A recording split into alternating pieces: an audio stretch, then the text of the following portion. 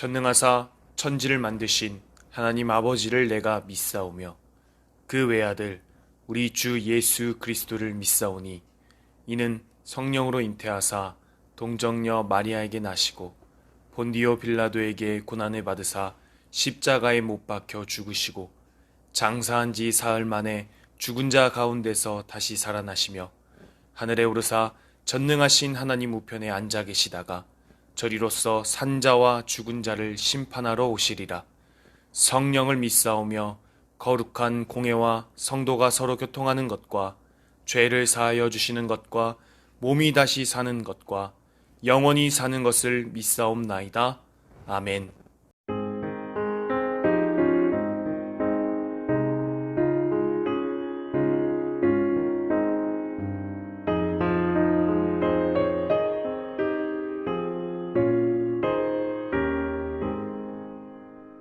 시온의 영광이 빛나는 아침 어둡던 이 땅이 밝아오네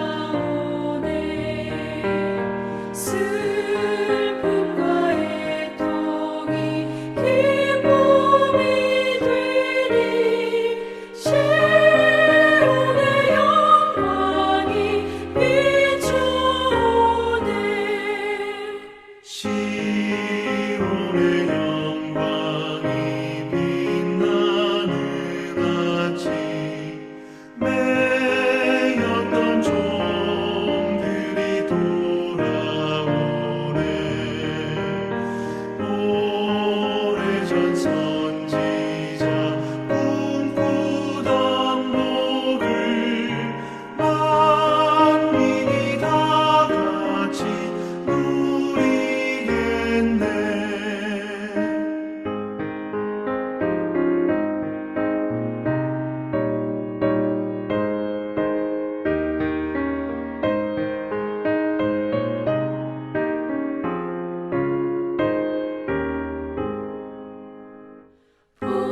보아라 광야에 화초가 피고 말랐던 시냇물을 흘러오네 이 산과 저 산이 마주쳐 울려 주 예수 은총을 찬송하네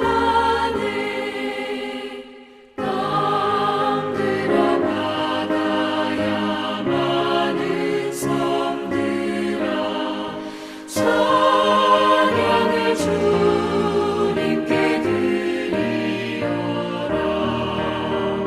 싸움과 죄악이 가득한 땅에 찬송이 하늘에 사무치네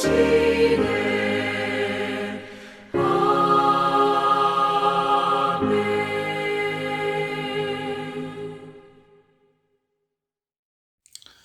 우리를 인도하시며 지키시는 하나님, 예상치 못한 세계적인 감염병 대유행으로 일상의 생활을 제약받으며 2020년을 마감하였지만 2021년 첫 주일은 코로나가 퇴치될 것을 소망하며 예배드리니 받아 주시옵소서. 소수가 참여한 지금의 예배가 속히 성도들이 가득 차고 신령과 진정으로 드리는 예배가 되기를 사모하옵니다. 인간이 이룩한 고도화된 오늘날의 문명도 한순간에 우리를 수렁으로 빠뜨리고 있습니다. 이것은 교만하고 탐욕을 쫓는 옛사람에게 보내는 하나님의 계시일 수도 있다고 고백합니다. 우리는 낮아지고 희생하신 예수님의 사랑을 깨닫지 못하는 무지와 세상 풍조에 쉽게 흔들리는 믿음이 나약한 죄인입니다. 우리가 제사함을 받고 성령이 충만하여 천국을 향한 발걸음이 가볍게 하시고 자료나 우로 치우치지 않고 온전히 구원에 이르게 하옵소서. 지금까지 우리를 지켜주신 하나님께 감사드립니다. 우리 교회에 속한 성도들 코로나 상황이 극복될 때까지 한 사람도 생업이나 건강에 고통받지 않도록 지켜 주옵소서. 고난 중에도 감사와 기쁨이 넘치게 하옵소서. 거룩한 성품과 경건한 모습으로 성결하게 살아서 천국에서 많은 상급을 받게 하옵소서. 교회를 담임하시는 방호경 목사님 영육이 강건하여 주의 나라를 위해 수고하시는 모든 일들이 원만히 이루어지게 하옵소서. 선포하는 말씀이 잠자는 영혼을 일으키고 건강하게 하옵소서. 목사님의 가정이 평안하며 자녀들의 앞길을 평탄케 하옵소서. 아름다운 교회를 사랑하시는 주님, 우리 교회는 성령이 하나 되게 하여 하나님께 칭찬받는 교회가 되기를 원하옵나이다. 주의 진리가 널리 선포되고 성도들은 믿음에 굳게 서고 교회는 날이 갈수록 더욱더 견고히 자리 잡아가기를 원하옵나이다. 성도들이 서로 교통하며 거룩한 공교회의 모습으로 세상 끝날까지 생수의 강이 넘쳐나서 세상의 빛과 소금의 역할을 감당하는 교회 되게 하옵소서. 이 땅에 전파된 복음이 잃었던 나라의 재건과 사회 변화에 많은 기여를 하였으나 남북 간 전쟁의 소문은 사라지지 않고 있습니다. 주변국과의 정세는 더욱 복잡해지고 국론의 분열은 국민을 근심케 하고 있습니다. 위정자들이 백성의 고통을 살피며 화평과 비전을 제시하는 지도자가 되게 하옵소서. 한국교회가 구원선이 되고 우리나라는 열광이 부러워하는 제사장의 나라가 되게 하옵소서. 감염병이 만연하여 온라인으로 예배드리며 천국을 사모하는 모든 성도들의 기도를 들어주시옵소서. 성도들의 가정에 공고함이 없게 하시며 고통 중에 있다면 전화위복의 기회를 열어주옵소서. 막바지에 있는 수험생들에게 길을 열어주옵소서. 교회를 위해 수고하는 모든 성도들의 기도를 응답하여 주시옵소서. 국방의 의무와 생업을 위해 가정을 떠난 가족들을 지켜주옵소서. 속히 예전과 같은 예배가 회복되기를 간절히 바라옵고 모든 말씀 예수님의 이름으로 기도드립니다. 아멘.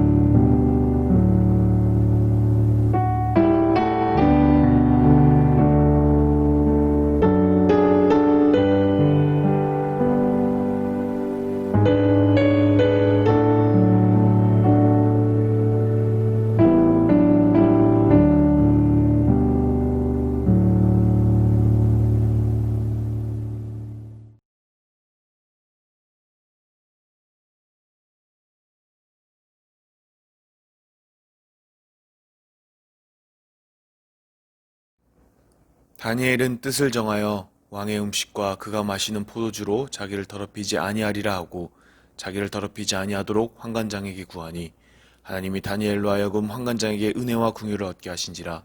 환관장이 다니엘에게 이르되 내가 내 주 왕을 두려워하노라. 그가 너희 먹을 것과 너희 마실 것을 지정하셨거늘 너희의 얼굴이 초췌하여 같은 또래의 소녀들만 못한 것을 그가 보게 할 것이 무엇이냐.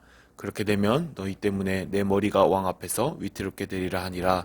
환관장이 다니엘과 하나냐와 미사엘과 아사랴를 감독하게 한 자에게 다니엘이 말하되 청하오니 당신의 종들을 열흘 동안 시험하여 채식을 주어 먹게 하고 물을 주어 마시게 한 후에 당신 앞에서 우리의 얼굴과 왕의 음식을 먹는 소녀들의 얼굴을 비교하여 보아서 당신이 보는 대로 종들에게 행하소서 하매 그가 그들의 말을 따라 열흘 동안 시험하더니 열흘 후에 그들의 얼굴이 더욱 아름답고 살이 더욱 윤택하여 왕의 음식을 먹는 다른 소년들보다 더 좋아 보인지라.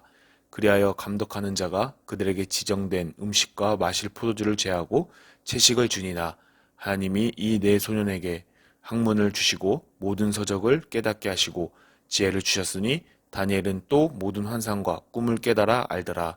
왕이 말한 대로 그들을 불러들일 기한이 찼으므로 환관장이 그들을 느부갓네살 앞으로 데리고 가니 왕이 그들과 말하여 보매 무리 중에 다니엘과 하나냐와 미사엘과 아사랴와 같은 자가 없으므로 그들을 왕 앞에 서게 하고 왕이 그들에게 모든 일을 묻는 중에 그 지혜와 총명이 온 나라 박수와 술객보다 10배나 나은 줄 아니라. 다니엘은 고레스 왕 원년까지 있으니라. 아멘.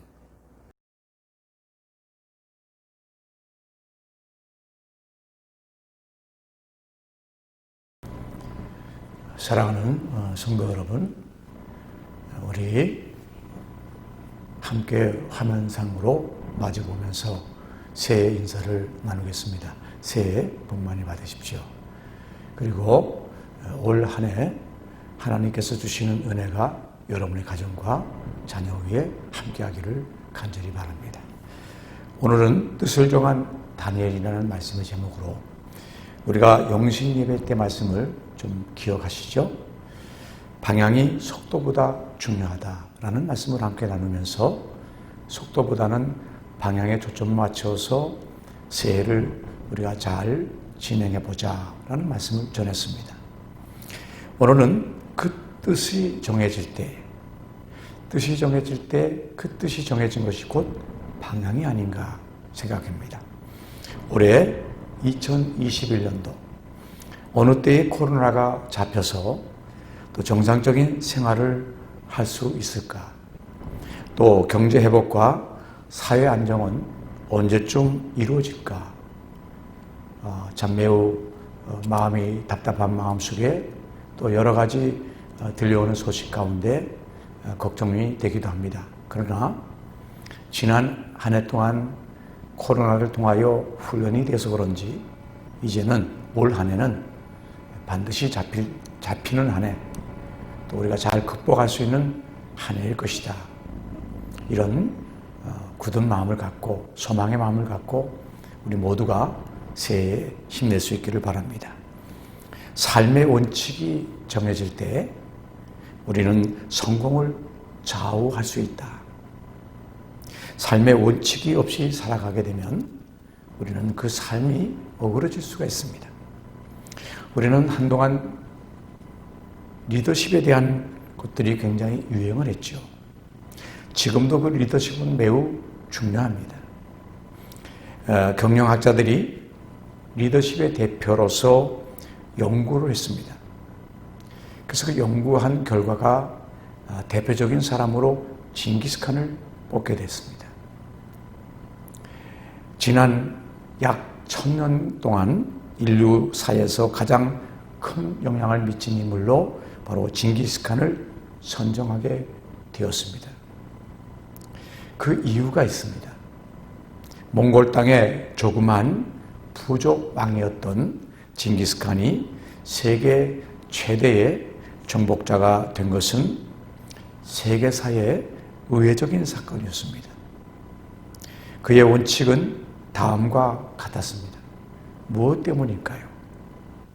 그가 가지고 있는 그 리더십에 대해서, 그가 그렇게 세계사의 정복을 이뤄나갈 수 있는 역사를 남길 수 있는 인물이 되었던 그 이유는 삶의 원칙이 있었습니다. 그의 원칙은 첫째, 스피드를 중요시했다.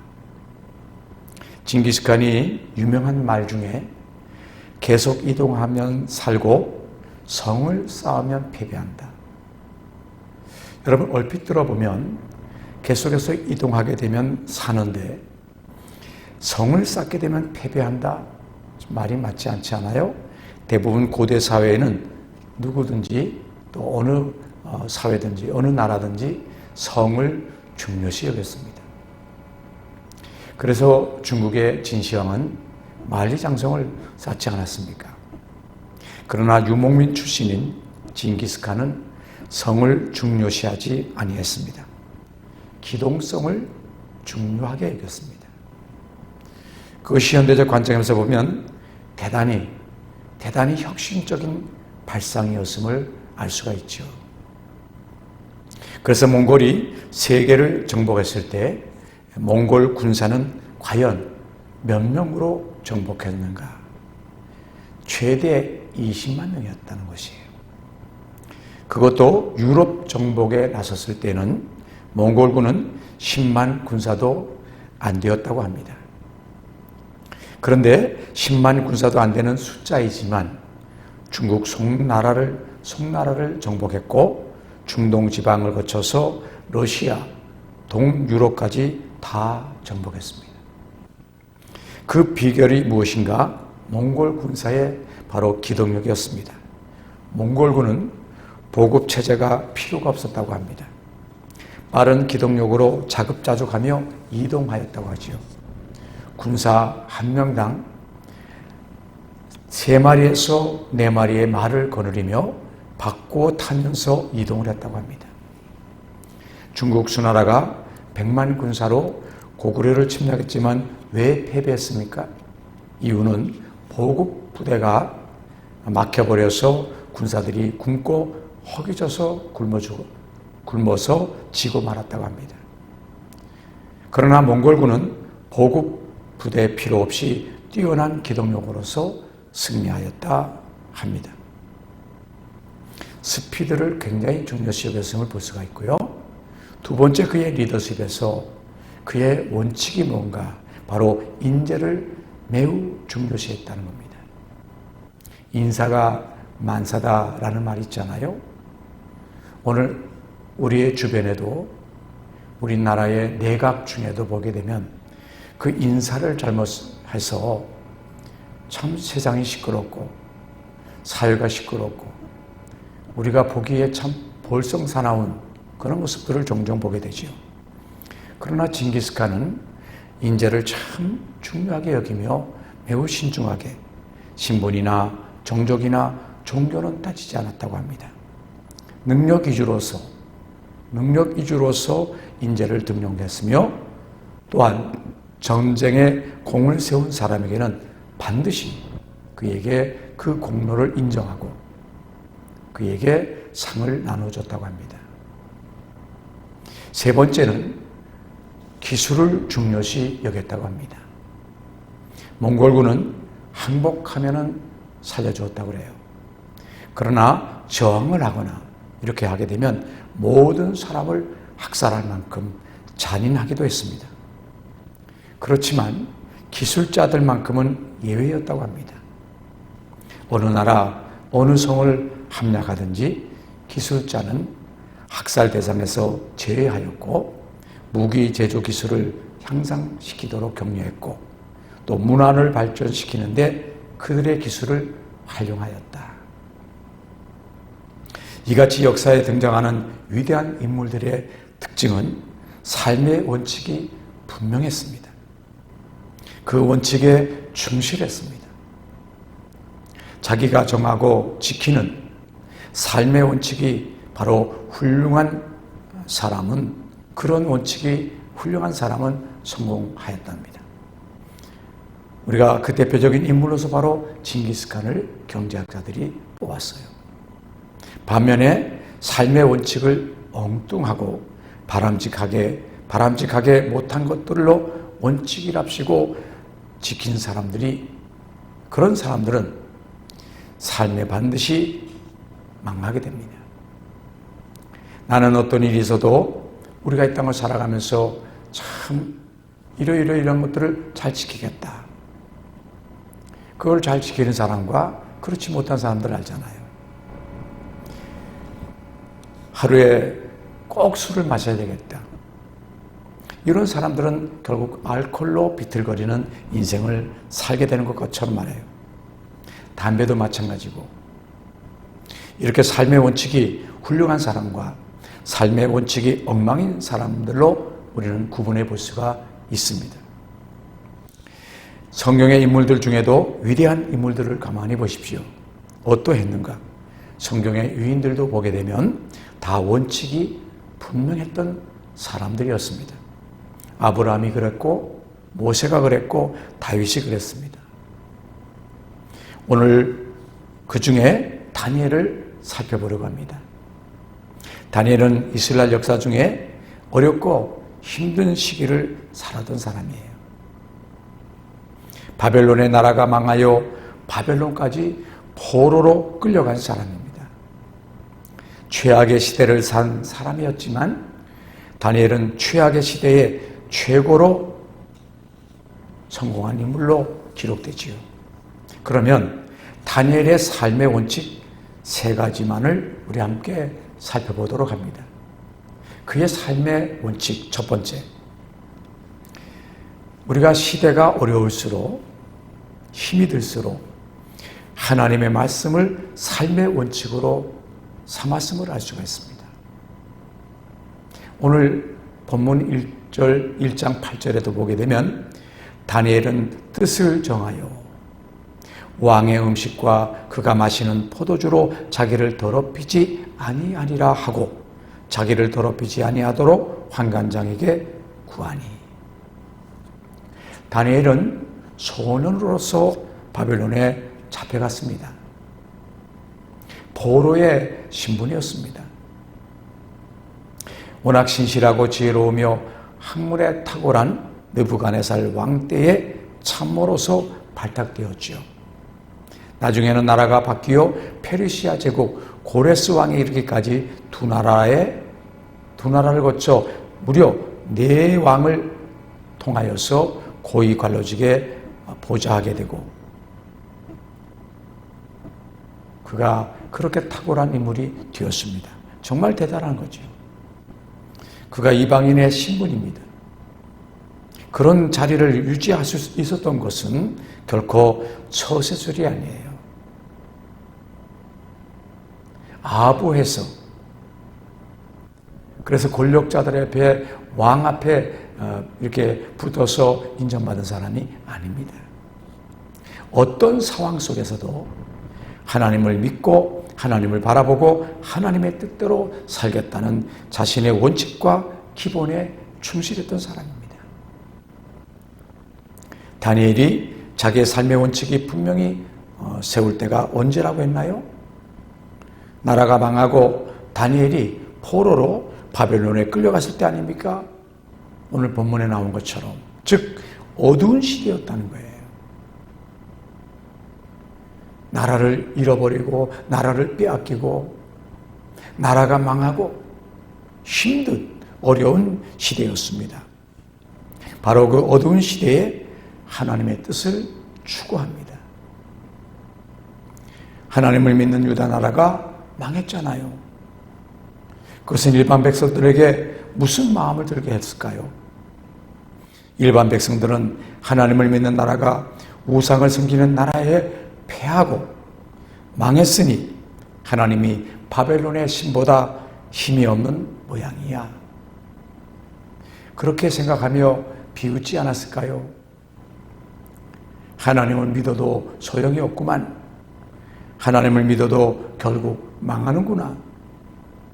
그런데 일부 경건한 사람들은 다르게 생각했습니다. 우리가 하나님을 잘못 믿어서 나라가 망했다고. 하나님의 능력이 없어서 나라가 망한 것이 아니라 하나님의 말씀대로 살지 못하고 우상에 빠짐으로 인하였어. 그래서 하나님을 제대로 섬기지 못함으로 나라가 망했다 하고 애통했습니다. 그게 그 당시에 아주 소수에 불과해요. 그렇게 하나님의 말씀에 어그러지고 불순종한 이스라엘 백성들을 책망한 것이 바로 예레미야 선지자입니다.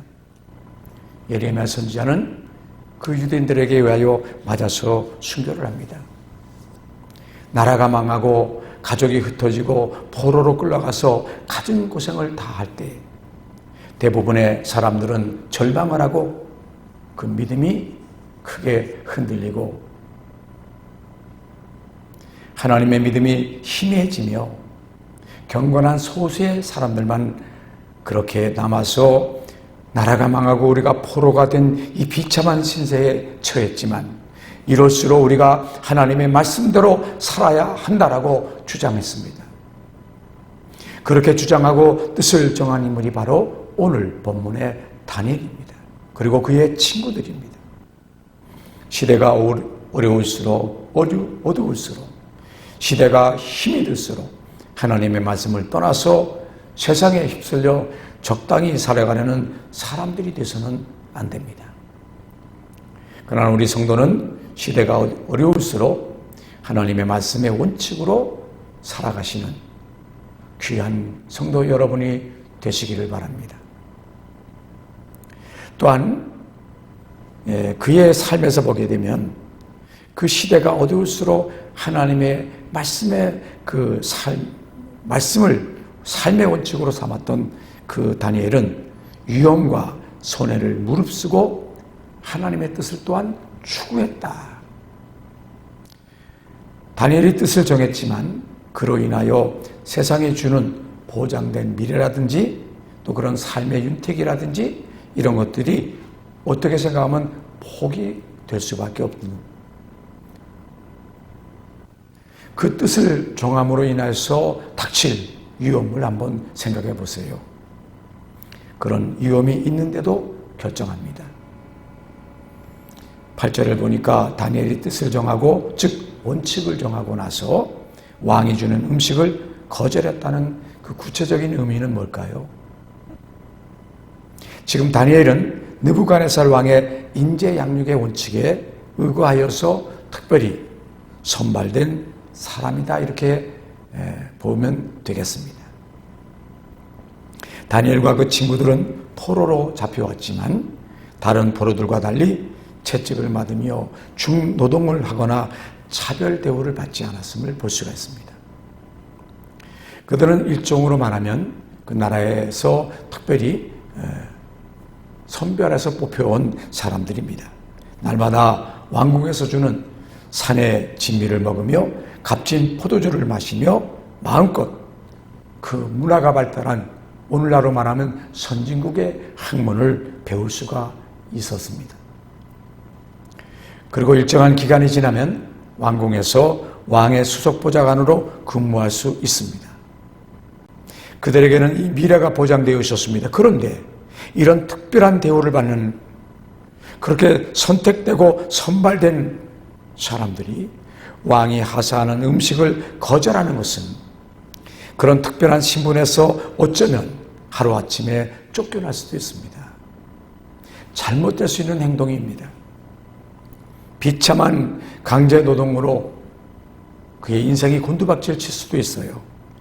더 나아가서 어쩌면 목숨을 잃을 수도 있는 그러나 그런 것, 그런 위험, 그런 손해 다 각오하고 그런 결단을 했습니다. 여러분, 다니엘의 삶의 원칙 두 번째. 시대가 어떻게 흘러갈지는 알 수 없습니다. 암울할 때, 어두울 때는 잘 몰라요. 오늘 우리도 얼마나 정보가 발달되어 있고 얼마나 많은 것들이 지금 우리가 아주 쉽게 접합니까? 그래도 이 시대가 어떻게 갈까? 이 우리나라의 미래가 어떻게 될까? 여러분 확신하나요? 어떻게 흘러갈지를 모르잖아요. 우리가 똑같습니다. 다니엘도 삶의 원칙을 보게 되면 그 시대가, 그때가 어떻게 흘러가더라도 하나님의 백성으로 정결하게 살겠다는 원칙이죠. 정결하게 살겠다. 그런 손해가 올 것을 알고 있으면서도 왜 왕이 주는 음식을 거절하였는가? 그것은 하나님의 말씀에 그런 음식을 먹지 말라고 되어 있기 때문이죠. 당시 그들에게 주어진 고기는 우상의 제단에 바쳐진 음식이었고 포도주는 우상에 드려진 바로 제주였습니다. 그리고 바벨론 음식 중에는 성경에 금하는 음식도 상당히 많았습니다. 레위기 11장에 금한 부정한 고기도 있었습니다. 그래서 다니엘은 율법을 지키기 위하여 왕의 명령을 단호하게 거절했던 것입니다. 그는 세상의 풍조를 따르지 않고 말씀을 따르고자 했던 것이죠. 다니엘은 특별한 대우를 잃어버릴지언정, 심지어 죽게 될지언정 자기 몸을 오염시키지 않겠다는 것이죠. 우상의 득실을 버리고 우상 문화가 만연해 있는 우상문화 본부에 해당되어지는 바벨론 왕궁에서 그는 말씀을 지키면서 정결한 백성으로 살겠다고 결심한 것입니다. 죄 많은 세상에서 정결하게 살겠다는 것이죠. 그래서 하나님은 어두운 세상일수록 믿음을 지켜서 정결한 백성으로 살겠다고 결심한 다니엘과 그 친구들을 귀하게 여기셔서 다니엘을 도우셨습니다. 어떻게 도우셨나요?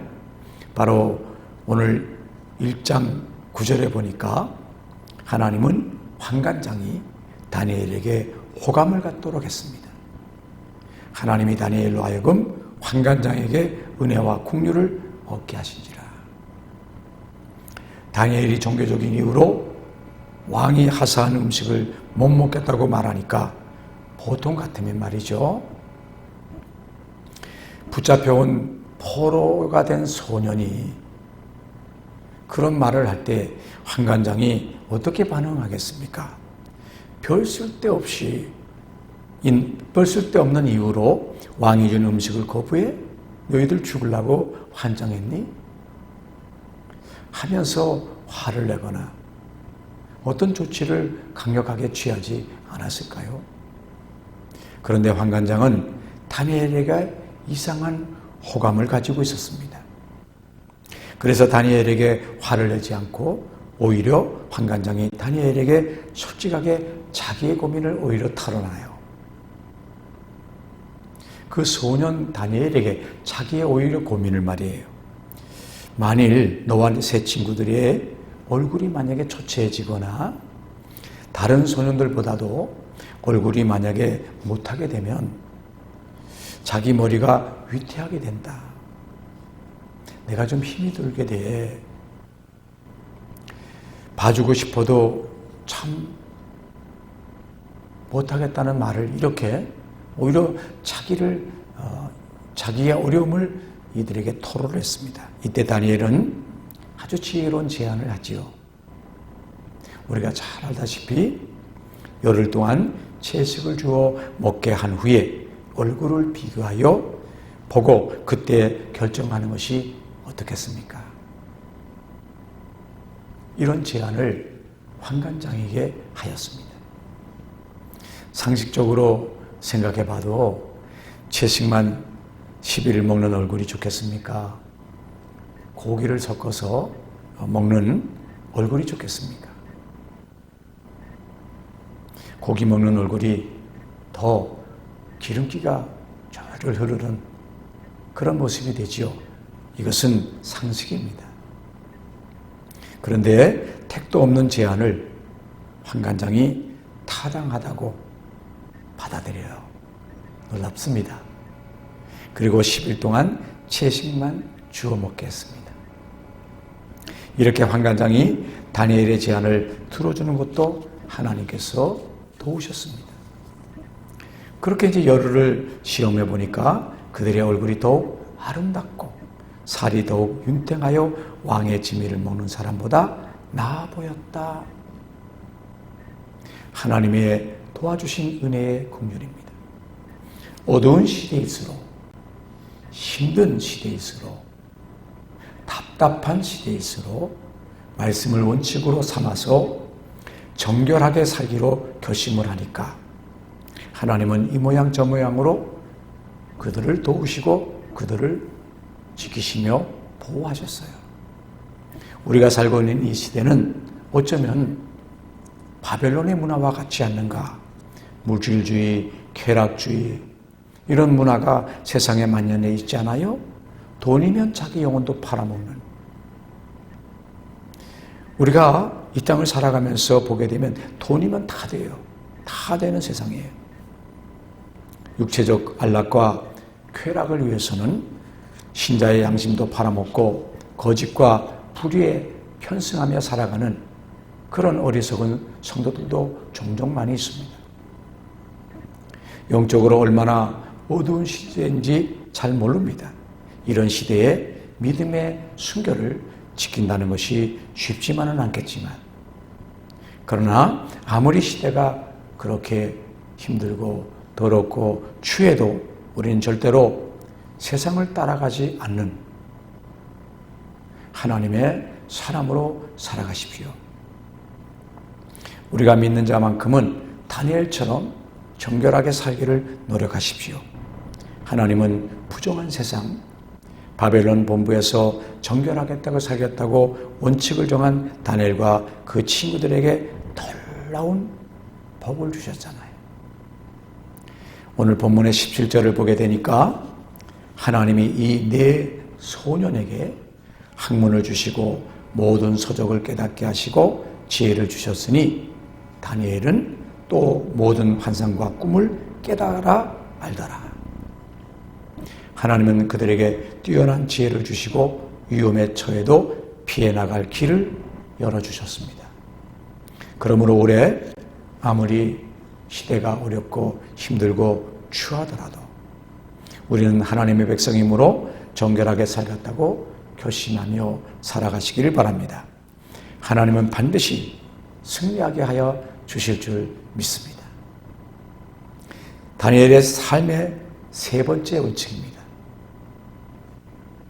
아무리 시대가 어두워도 긍정적으로 살겠다는 원칙이죠. 우리나라가 일본의 합병이 되자 관공서는 물론이고 모든 분야의 일본인들이 들어와서 설치게 되었죠. 그럴 때 일부 똑똑하고 능력 있는 사람들은 일본에 합력하는 것이 더럽고 더럽게 살아가는 것이기 때문에 그렇게 살지 않겠다고 하고 초야에 묻혀버렸어요. 그렇게 그들은 자기의 삶을 초야에 묻혀서 이름 없이 술과 노름으로 세상을 보낸 이도 있었다고 합니다. 세상에 나가서 할 일이 없었던 거지요. 일본인들이 다 판을 치니까. 반면에 이 기독교인들을 위시한 일부 뜻 있는 사람은 독립운동과 또 나라가 망한 것은 인재를 키우지 못해서 그렇다고 하면서 백성들을 계몽시키는 계몽운동을 통하여 사람을 키우는 교육운동에 헌신하였습니다. 그러는 과정에서 일본인과 또 불가피하게 협력을 통해서 일을 하는 사람들도 있다고 합니다. 불가피하게 말이에요. 그런 사람들은 나중에 친일파로 몰아서 친일분자라고 딱지가 붙여서 그렇게 매도하는 경우도 있지 않습니까? 물론 일본인에게 협력했다고 해서 다 그렇게 몰아붙이며 외국노라고 친일파라고 그렇게 생각해 볼 일은 아니지 않습니까? 여러분 오늘 본문에서 보게 되면 다니엘과 그의 친구들은 바벨론에 잡혀갔고 또 그러면서 거기에서 구별되어 선별되어 공부를 하죠. 그 공부한 후에 왕이 시험을 치러요. 그래서 다니엘과 그 친구들이 성적이 우수해지니까 그 지혜를 주니까 오늘 19절에서 20절에 보세요. 왕이 어떻게 했나? 왕이 그들과 말하여 보매 무리 중에 다니엘과 하나야와 미사엘과 아사랴와 같은 자가 없으므로 그들을 왕 앞에 서게 하고 왕이 그들에게 모든 일을 묻는 중에 그 지혜와 총명이 온 나라 박수와 술객보다 10배나 나은 줄을 아니라. 그래서 인재를 중요시 여겼던 느부갓네살 왕은 다니엘과 그 친구들이 비록 포로 출신이지만 다니엘과 친구들을 등용하여 높은 관직에 주었고 또 그런데 유다 나라를 망하게 한 바벨론의 왕에게 다니엘과 그 친구들은 종교적인 것 이외에는 최선을 다하여 충성을 했고 협조를 했어요. 한번 생각해 보십시오. 나라를 망하게 한 그런 나라,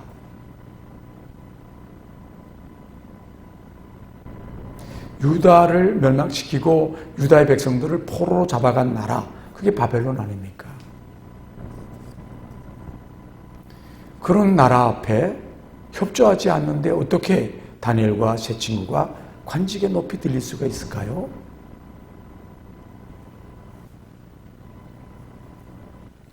다니엘은 점점점 인정을 받아서 다니엘서 6장을 보게 되면 그는 바로 총리까지 올라갑니다.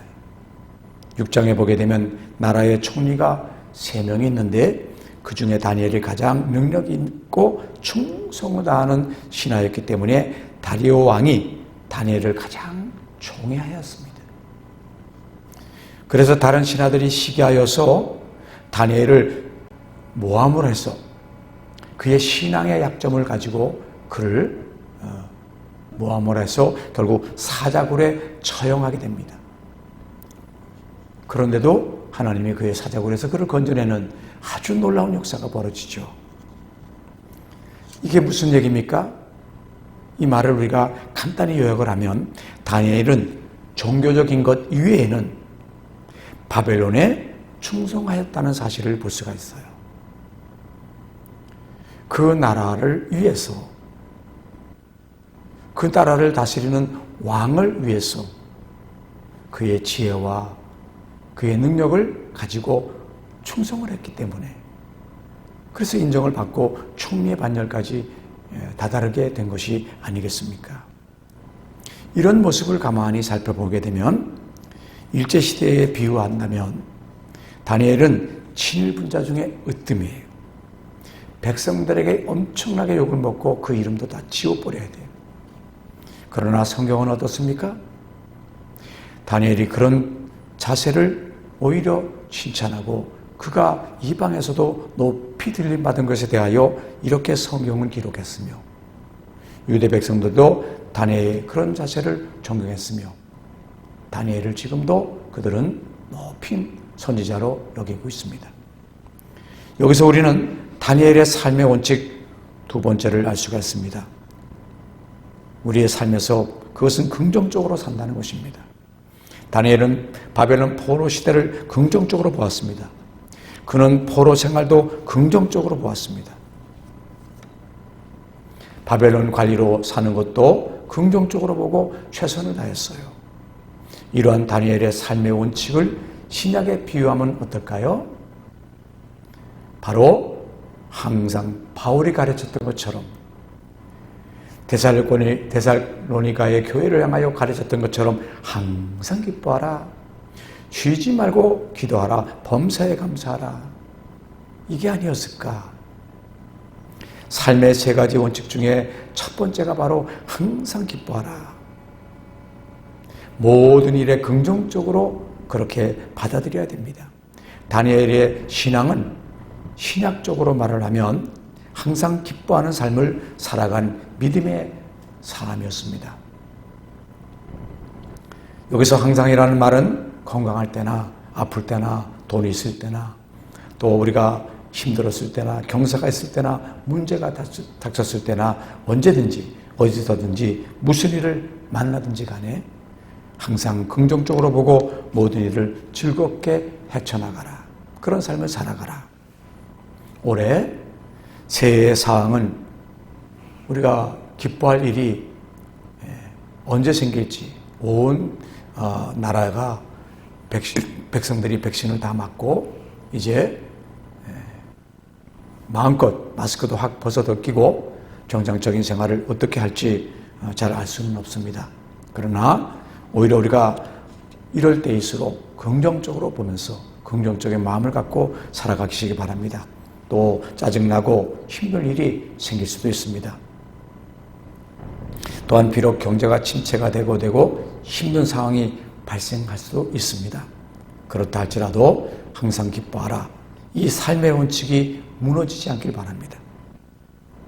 여러분, 삶의 원칙은 매우 중요합니다. 다니엘이 뜻을 정한 다니엘이었습니다. 그 뜻은 바로 방향이었으며 그것은 곧 인생에 대한 선택이었습니다.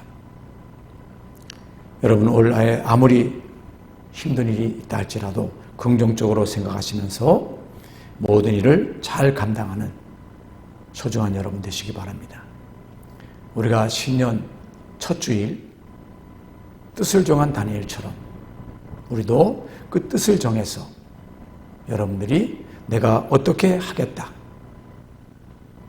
나는 이것을 하고 이것을 하지 않겠다, 이것은 하나님 앞에 합당한 일이고 이것은 하나님 앞에 합당하지 않기 때문에 나는 이것을 절대적으로 함께하지 못하겠다 라든지 이렇게 분명한 뜻을 정하시고 여러분 살아갑시다. 그것이 우리 그리스도인들의 삶의 원칙이 되어야 됩니다.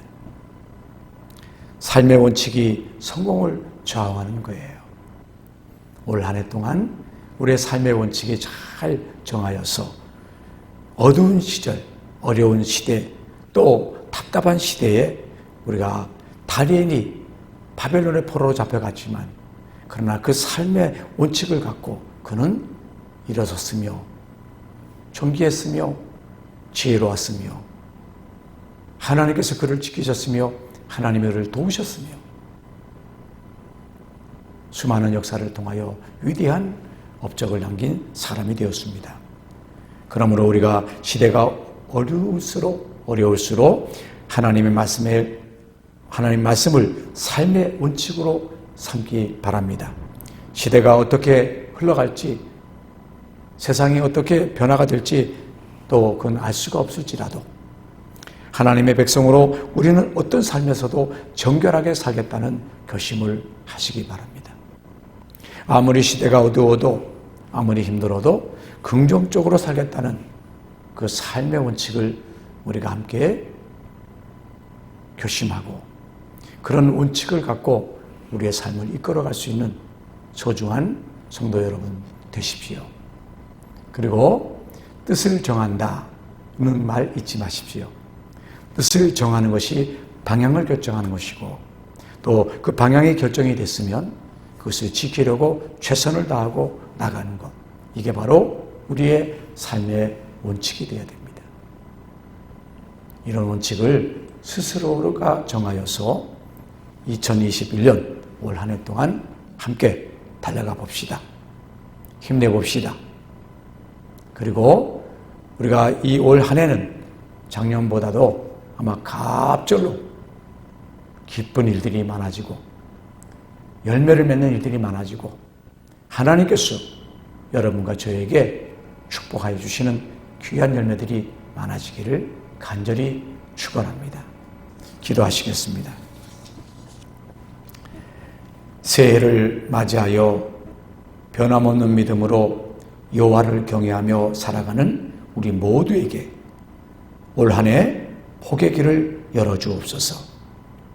새로운 믿음으로 시작하는 성도들 그 마음을 어루만지어 새 은혜를 담아낼 수 있도록 함께해 주옵소서. 또한 우리 성도들 올 한 해 동안 수고할 손길들 그 손길을 붙잡아 주시기를 원합니다. 애쓰고 함께하는 그 손길들 아버지 하나님 꼭 잡아주셔서 수고한 대로 열매를 허락해 주옵소서. 오직 주님만을 바라보아 주님 주시는 놀라운 은혜를 경험하는 새해가 되기를 간절히 원하옵나니 성도들의 생애, 삶, 또 그들의 소망 아버지 버리지 않고 굳게 믿음으로 잘 지켜서 올 한 해도 이겨내고 승리할 수 있도록 도와주시옵소서. 쫓기듯 살아가지 않게 하시고 소망을 안고 허락하신 삶을 감사로 평강을 누리며 살아가는 복되고 아름다운 한 해가 되기를 간절히 바라옵고 뜻을 정한 다니엘이라는 말씀으로서 올 한 해도 우리 성도들 각자가 정한 뜻을 가지고 힘있게 그 삶의 원칙을 지켜나가며 아버지 한 해 동안도 수고할 수 있도록 인도하옵소서. 모든 것에 감사하고 예수님의 이름으로 기도드립니다. 아멘. 나의 모습 나의 소유 주님 앞에 모두 드립니다. 모든 아픔 모든 기쁨 내 모든 눈물 박아주소서. 나의 생명을 드리니 주 영광 위하여 사용하옵소서. 내가 사는 날 동안에 주를 찬양 제물 되리. 나를 받아주소서.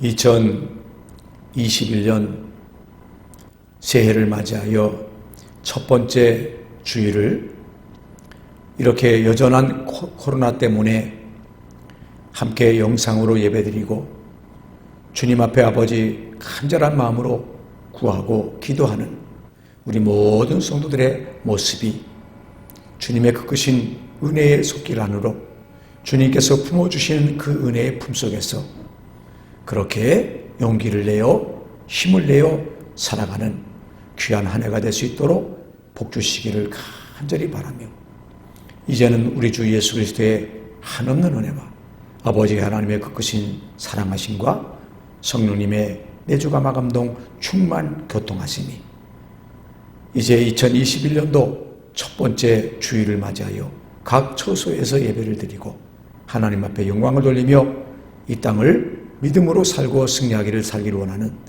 귀한 종들의 머리머리 위에 자녀들과 가정과 직장과 사업장 위에 또한 노년의 때를 살아가시는 어버이들의 남은 생애 위에 이제로부터 영원토록 함께 있을지어다. 아멘.